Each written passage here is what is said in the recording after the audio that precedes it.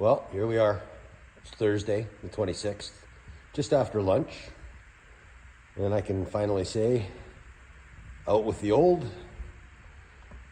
and in with the new. So, got all the bushings we were promising to be doing. New lower control arms. Clearance from the control arm to the pocket on both sides of the car, very nice. New inner and outer tie rod on the left-hand side of the car where the sleeve was worn out. The sway bar back up in place with some new bushings and brackets.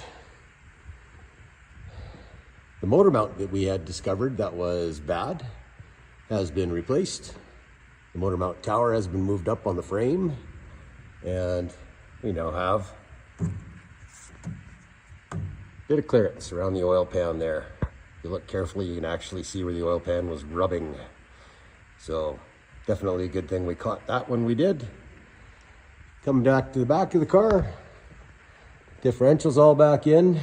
Got some adjustments to make, obviously, on the exhaust, just due to the fact that we've got a taller spring back in the back of the car again.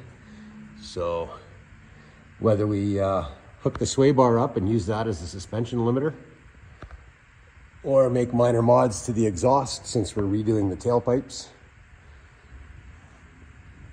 Got all new leaf springs, new U-bolts. Never reuse your U-bolts, folks. Think of them as a torque to yield bolt. Once they've been used, they're good for hanging shelves, and that's about it. New shackles, new bushings in the rear, obviously for dual tailpipe Mustang. Don't have a head on the inside of that shackle to rub on the exhaust. So back over to this side, same scenario.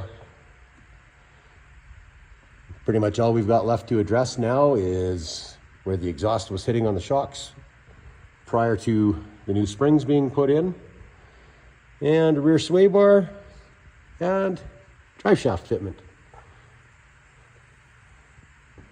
Everything's coming together nicely. Customer should be very happy with what's going on. Oh, almost forgot. New shocks, new spring saddles, new isolators,